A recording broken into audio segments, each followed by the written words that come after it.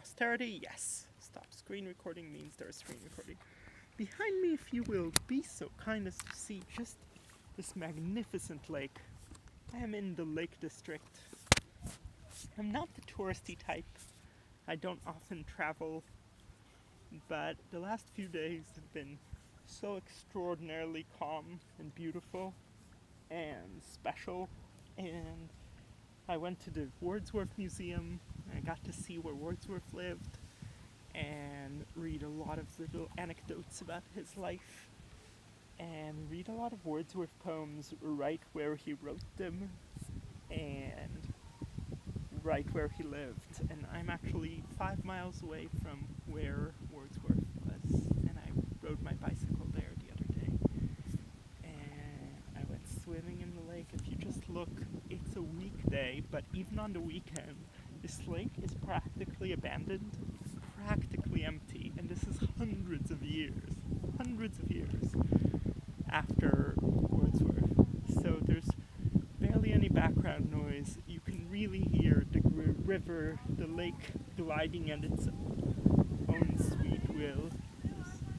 Of course, now that I've said that, there'll be some passers-by, but generally speaking, you can really experience nature in a different way. One really extreme example of this is bees behave differently here than they do in the city. At least the bees I've seen. They hang out with flowers for what can be minutes at a time. They have no concern whatsoever for like the background noise. There's just so much less traffic and lights and distractions for the bees. So you will see a bee climbing atop the branch where it can just fly, but it climbs on top of the branch and it just on the stem of the flower just hangs out and just spends almost loving amounts of time with each flower. And I think there's also less competition for the flowers. So there's just something about this that I wanted to share before we go into the poems. Just the calm, we talked in the last video about powerful overflow of feelings recollected in tranquility, and I feel that this place kind of commands both. Like, you look at this lake, I used to think that Wordsworth was just being idealistic when he kept talking about the calm of the lake, but it just feels like the most peaceful act of water the world has ever seen. Earth had not a place more fair, even though he wasn't talking about the lake with that line. He definitely had similar lines for the area, and it's just, there's now the distraction of a motorboat. You'll forgive the motorboat, as I have. At any rate, there's just, it puts you in this emotional space of an overflow of feelings, but at the same time it's so calm. And you hear, like, every 30 minutes or so, there'll be a rumbling of waves, just the tiniest bit of waves, and then it'll go perfectly soft again. And I saw ducklings, yes, ducks are fairly common, but it's the way they just walked around and just stepped outside and the water, and their mother just looked on and definitely felt that her young ones were confused. At some point, one of them realized that it was going too far and that the stone is not very nutritious. It tried to eat a piece of rock and was disgusted, and it just started quacking in panic, and his mother came round and was like, don't worry, it's fine. Anyway, so that was partly what I wanted to say, and to my future students, we are definitely going to come here one day. I'm convinced of it. The other thing is there is something, it's hard to share this experience, but there's just something different about nature here. Like, it's unspoiled nature. It is what Wordsworth, again referring to something else, would call smokeless air. Something just absolutely divine. You can see miles and miles and miles of lake, and very few people, and very, very silent. There's actually a law on the lake that you cannot ride a boat over 10 miles an hour because the noise is too disturbing to the plants and the animals, the life. Anyway, you feel connected to nature in a way that I really don't know if it's possible to be if you're not here the same way. Just, like, it's hard for me to imagine. I have not experienced any of these feelings I have towards nature here in London. It just, even though there are obviously trees, some birds, just, I think, again, when you interact, one of the ways to think about this is when many, many, many poets and writers write about nature. Nature is an analogy. Nature is an object through which to describe your connection to things. It's a metaphor. I think for Wordsworth, he's taken the metaphor literally. I think when Wordsworth personifies nature, it's not much of a stretch for him. Like, there is something about Wordsworth that he writes a lot of poems not on the skylark, or the skylark, or ode to a skylark, just to a skylark, talking to the skylark. We're going to read 2 poems today, To a Butterfly. My partner and I had this heated debate about whether the second poem can be scientifically true, whether a butterfly will ever spend 30 minutes on a flower. And it seems the evidence is that it's unlikely. But regardless, we just read these 2 poems. The 2 poems were written, both are titled To a Flower, To a Butterfly, sorry. I'm just so excited. I've been wanting to make videos here for days. In a way, I wanted to also recollect them in tranquility, but it's hard to be tranquil when you're talking about this as well. So just even if you take a bare look at all the exclamation marks, you can see the awe. And I've placed this poem, the second poem, second, though according to the anthologies, it was composed earlier, but Wordsworth placed it second, because I think it represents an older state of being with nature.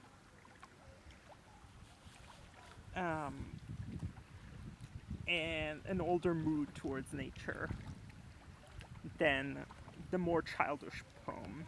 I feel that the first one, even if you just look at the exclamation marks, I've been going through Wordsworth's Prelude side by side, the 1805 versus the 1850 versions of the Prelude, and I had this theory that the punctuation, because I know that Wordsworth liked to play with his punctuation a lot, I had this theory, which I was very delighted was correct, could very well have been incorrect, that Wordsworth's going to slow things down, that there are going to be a lot more semicolons in the later version of the Prelude.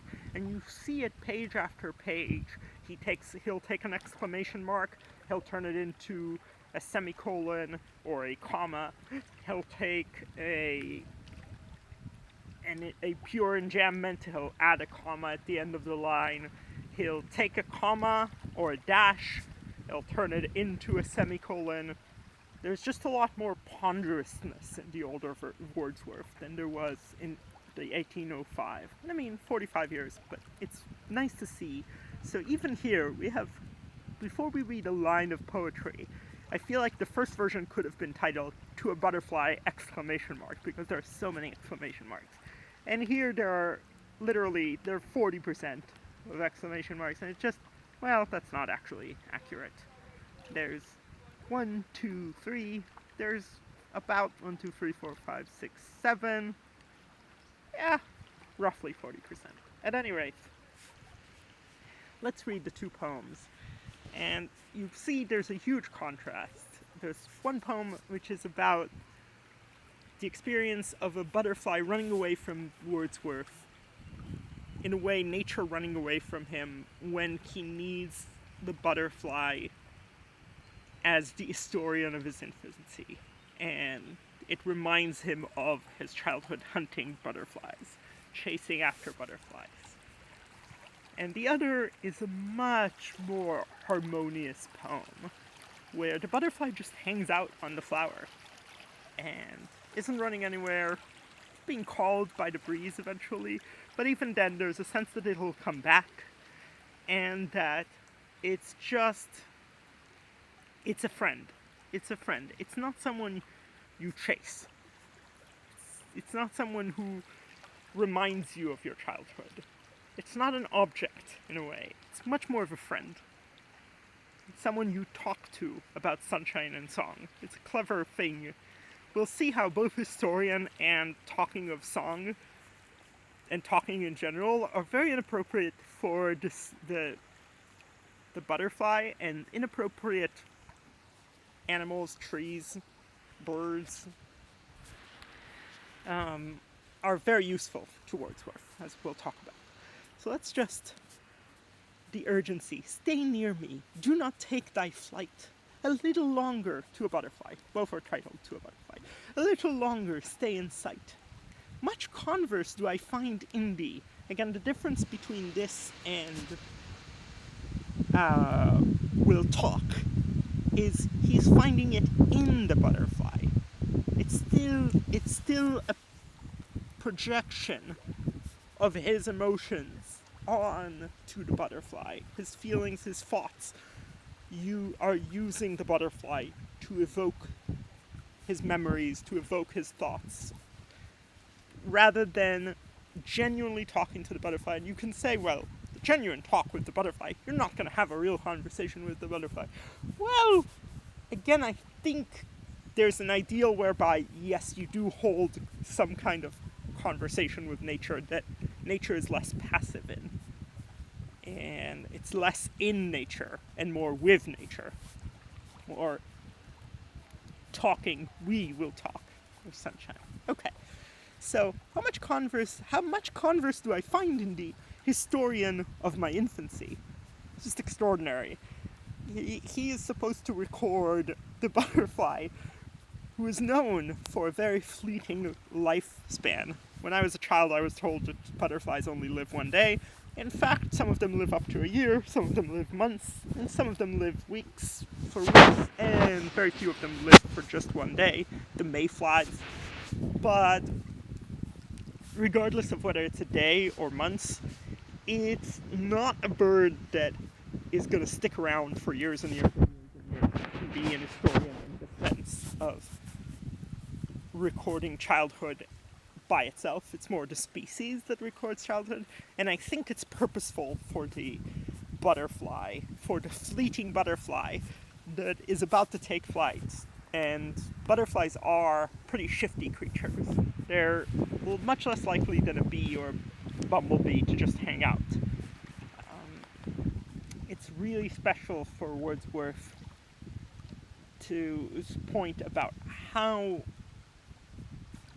ephemeral, how transient, how passing the experience of the resonance of history is. Like, your history depends, your memories of childhood depend on seeing a butterfly, which on the one hand is absolutely easy to do, but on the other is such a chase. It's such a chase, such a hunt for, like, to derive your memories from a creature that keeps flying away is really hard. So, float near me, do not yet depart. Dead times revive in thee. Such a, again, there's an element of desperation. Dead times revive in thee. We need this butterfly. We are living a bit in, like, our childhood is a bit of a dead time that gets revived through the memory of the butterfly, but it's flying away. Thou bringest, gay creature as thou art, a solemn image to my heart, my father's family.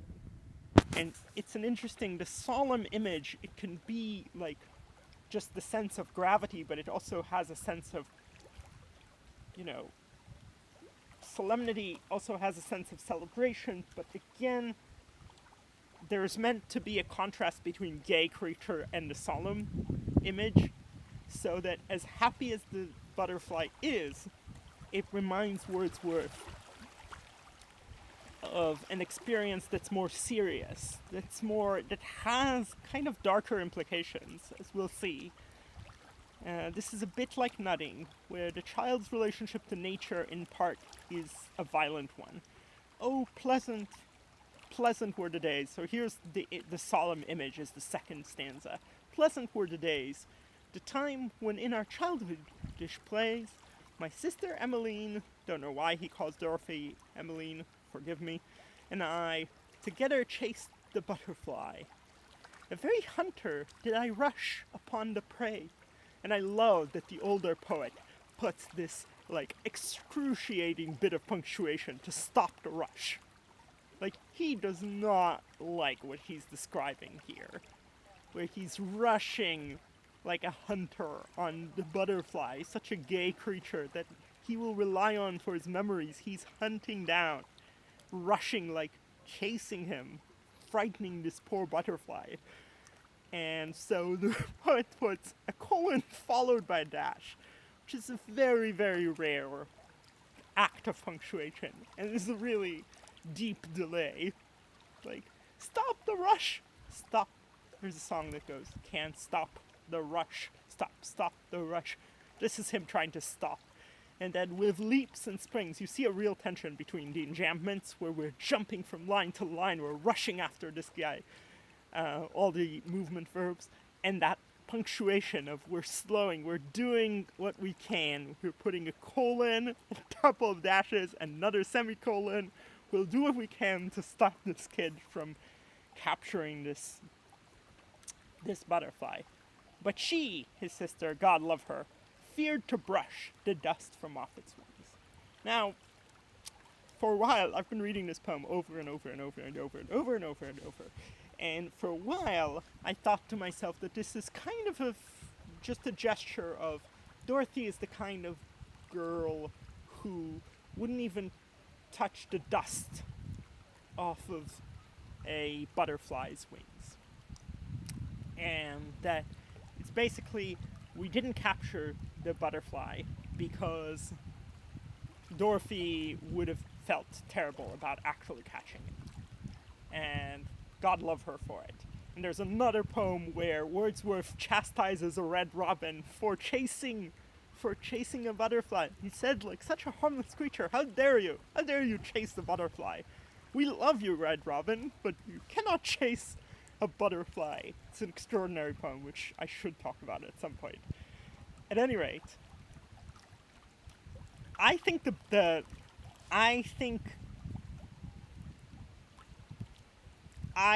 and I'm going to exemplify this with italics, I think this creature is dead. That's what I think. I think the reading that Dorothy just wouldn't touch a hair on the butterfly's head, wouldn't brush dust from its wings, is on the one hand a very good reading, but I actually think if you put depart dead times of death with dust and the situation in which, sorry about that, Command C, and the situation wherein you would brush dust from a butterfly's wings, after you've killed it, after it's dead, you might hang it up in a museum or some kind of spot in your house. And you might brush the dust, you might turn it into a work of art, which is what the poem is doing. There might be again the need to turn this gorgeous thing into an object.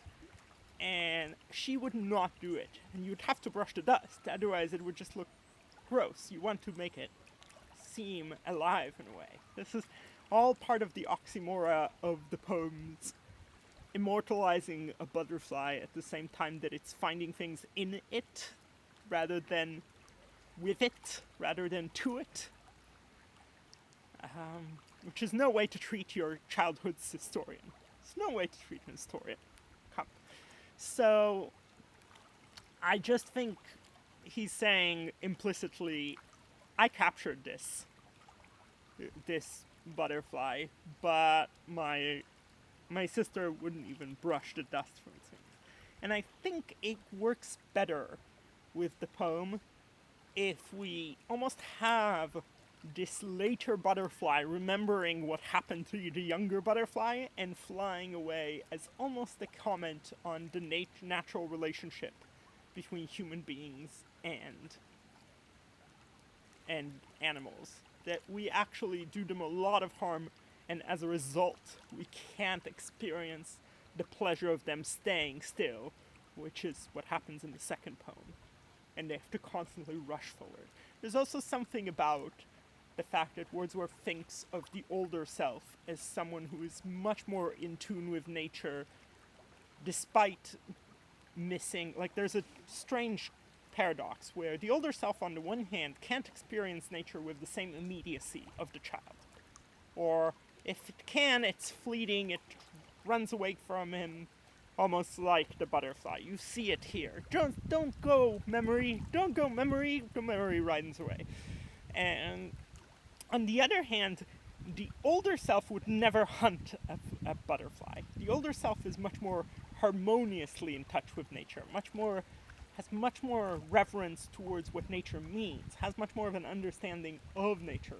The younger self is part of nature and can't really observe nature, can't really have a conversation with nature because it is nature, it is an animal. Very often, he has another poem where the birds are playing above the trees, his kids are playing under the garden, and they are equally joyous, and there's a sense of they're doing basically the same thing. The kids, very often he'll refer to himself as an animal in his childhood days. Okay, so that's one poem where that contradiction, both of how much importance there is to the butterfly and the sense that we are objectifying the butterfly and we are killing the butterfly, and yet we expect that butterfly to do so much for us, to be the historian of our infancy, which incidentally I like to think is my role with my family, because I remember things they've said 20 years ago that they don't remember having said.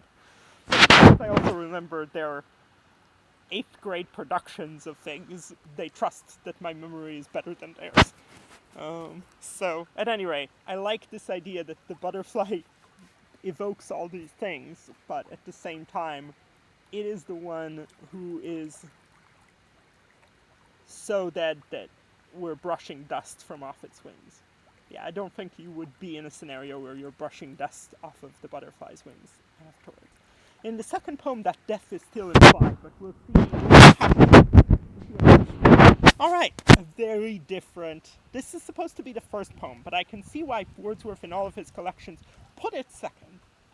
This is supposed to be composed 1802, 1801, 1802, 1805. These years, in terms of the composition, this is like the golden decade of Wordsworth's poetry, but I don't see there being a huge shift in tone necessarily. There's more of a jump back and forth, as you can see, between these two modes of attitudes towards nature, more harmonious, more adult in a way, alongside the paradoxes of childhood as well. Okay, so I've watched you now, but you see that this is an older poem. This is categorized as poems based on the affections rather than poems referring to childhood. And this is supposed to be a more adult poem because it's not giving you the flashback. In the second poem, the image of his father's family comes in this is the second stanza. The second stanza is a childhood experience. In the second poem, they get maybe the last 2 lines, but even then you don't really get the scene of childhood. It's more about him and the butterfly and how they're gonna be hanging out in this relationship. Again, to not take it literally, on some level misses the point of the poem. To just treat it as Wordsworth's relationship with nature and not realize that Wordsworth had a deep friendship with the spaces and the birds and the butterflies of his surroundings is to miss out some of the emotional impact. You're not necessarily missing out on any analysis, but you're missing the deep feeling, the gorgeousness of Wordsworth's poetry on some level. Okay, I've watched you now a full half hour.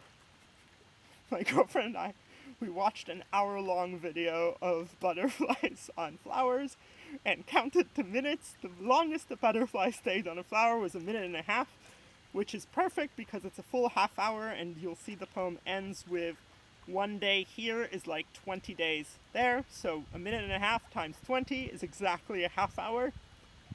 So by this calculation of these days are shorter, I don't even know. These days have this relationship of 20-1. Maybe he's hoping, he feels that 1.5 minutes is half an hour. At any rate, probably a clear exaggeration, but again, I like the idea of it. I've watched you now to a butterfly a full half hour, self-poised upon that yellow flower, poised, such a great, self-poised upon, there's just, I've kind of wanted, I'm very curious about, I feel like poise is a really nice human word, like for control and restraint and really almost rational behavior. You have great poise, resolution, but I also think, I'm sorry to do this, but poised, what does poised sound like to you? To me it sounds like poison, and again the hint of death is going to come up. And little butterfly, self-poised upon that yellow flower. And little butterfly, indeed, I know not if you sleep or feed. There's something to be said about the rhyming scheme here, but I'm over it for the moment. I feel like, again, if you wanted to delve into this poem, you can do a lot with the rhyme scheme, actually. How motionless. Not frozen seas, more motionless. And then, what joy awaits you when the breeze... Again, the idea of if he's sleeping, perhaps, again, sleep and death are deeply intertwined in the poetic imagination across the centuries. To sleep, perchance to dream, in Hamlet's famous "to be or not to be, to die is to sleep." I know not if you sleep or feed. How motionless, again. Who is so motionless in the frozen sea? These are not more motionless. Like, it does not sound like he's talking about the flower, or the butterfly as a living being, and that's partly a concern. And part of the joy, in a way, what joy awaits you when the breeze had found you out among the trees and calls you forth again? Part of the joy there is that we find out that the butterfly was not dead after all, which we were concerned about. He was more motionless than frozen seas, which is not typical butterfly behavior unless you're dead. And there was like self-poised poison, just that hint of poison. Okay. Calls you forth again. So a very, very different image to do not take thy flight. On the contrary, the concern is not so much with the flight, but how motionless things are.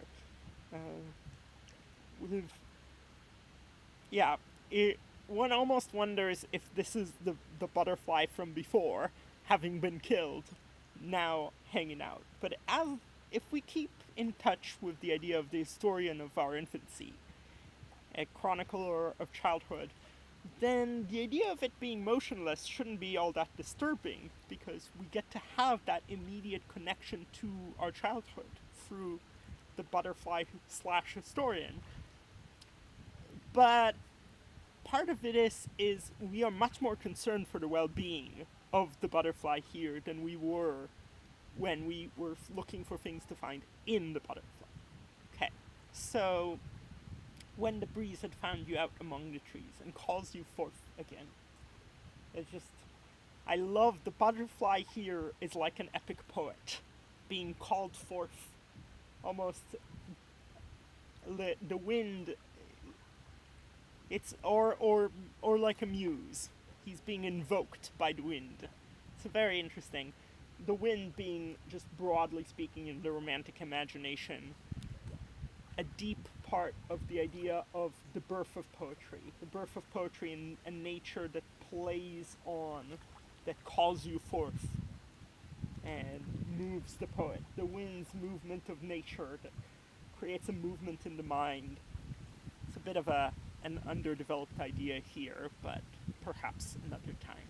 At any rate, this plot of orchard ground is ours. This is such a different mode. My trees they are, my sister's flowers.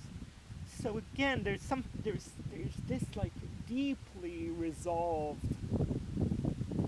He's in a way, the butterfly being self-poised is the poet being self-poised, which is sadly reading into the butterfly rather than reading with the butterfly. But there is an element of projection, naturally, to talking about a butterfly and the experiences of conversing with the butterfly. So, the trees they are, my sister's flowers. Here rest your wings when they are weary. Here lodges in a sanctuary. In Wordsworth's garden,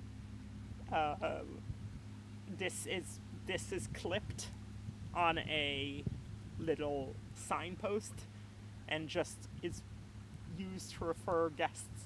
Here rest your wings when they are weary. It's placed right next to a bench. So, lodges in a sanctuary. Just love this idea of Wordsworth becoming almost the priest of nature. Almost like, here is this house, my plot, my orchard is going to be your church. It's going to be the place where you find refuge, your sanctuary. Come often to us, fear no wrong. Especially the wrong that you feared that happened to you in the previous poem. Don't fear this. Sit near us on the bough. We'll talk of sunshine and of song. And like the history, this is just extraordinarily inappropriate, because butterflies don't make sounds that we can hear, at least. You do not have a song. This is so appropriate for talking of song with a skylark, with a nightingale. You can talk of song. With a butterfly, to talk of song, it's so much more special that he takes this much less vocal creature and turns it into a creature that speaks. And it's basically saying, listen, there is such harmony between me and nature that I will A, never do any harm to nature, and B, even its lowliest creatures speak to me. I don't need them to actually sing to speak to them about poetry. They are, and again, on some level, it has graduated from being an historian of infancy to being a fellow poet. Almost a Coleridge here. And summer days when we were young, but still an historian as well. We will also talk about summer days when we were young. And I love the we were young. There's a sense that this is the same butterfly somehow, or this is an old butterfly, which almost every butterfly would be old, but by virtue of them dying so quickly, they would never get to be old, in our sense of the word. So, it's a little funny, almost. Summer days when we were young, sweet childish days. And, yeah, childish days that were as long as 20 days are now. it's a bit of a bizarre. It's a bit of a strange ending. Part of, to me, the joy of Wordsworth, and I've said this and I'll keep saying it, is that there are a lot of things that make you quizzical. The skylark is the pilgrim of the sky. But pilgrims generally go upwards. And so the idea of a bird, well, you can kind of imagine a bird climbing up the sky, but at the same time, in the sky, there's only so much space for a bird to climb. And the skylark, there's just something in that image that rubs you a little differently. There's something in the conversation with a butterfly that is so much less appropriate than a conversation with any animal that actually sings, or barks, or meows. A cat would be a better conversationalist than, and anyone who owns a cat knows this, than a butterfly. But it's just a different kind of experience of nature, which, looking around me, I can see it. I can see it in a different, indeed I hear. It's an experience with life, a life that does not acknowledge any kind of cynicism, is what is happening here. When you were young, sweet childish days that were as long as 20 days are now. And it's kind of reversing our notion of time. I don't know why exactly. It's just a quandary to me. But our notion of time is that the more you enjoy life, the faster it is. You know, time flies when you're having fun and whatnot. But here, it seems that the sweet childish days actually were felt longer than these times here. And I don't know what to make of that, especially because it seems to contradict the spirit of the poem, where we've had half an hour with a butterfly on a flower, which is extraordinary, which is pretty long, pretty slow. Alright, I think this is good for now. I would end on just that sense that actually, whilst the butterfly revived the dead days of childhood here in the first poem, in the second poem, it is the butterfly that gets revived from its motionlessness. And there's romanticism's crisis right there. An airplane overhead. And it's the second poem that cares so much, that turns the butterfly into the true friend that talks of sunshine and of song. Whereas the first poem,